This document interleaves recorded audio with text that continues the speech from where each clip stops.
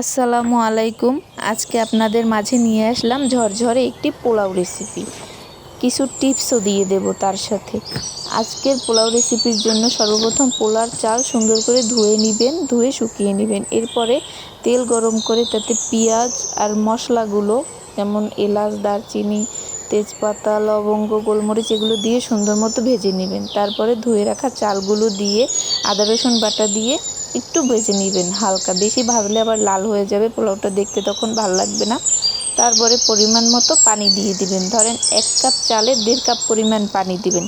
তারপরে গুঁড়ো দুধ দিয়ে ঘি দিয়ে আপনি ঢাকনাটা দিয়ে দিবেন। যখন দেখবেন ফুটে উঠেছে তখন চুলার আঁচটা মিডিয়াম টু লোতে দিবেন।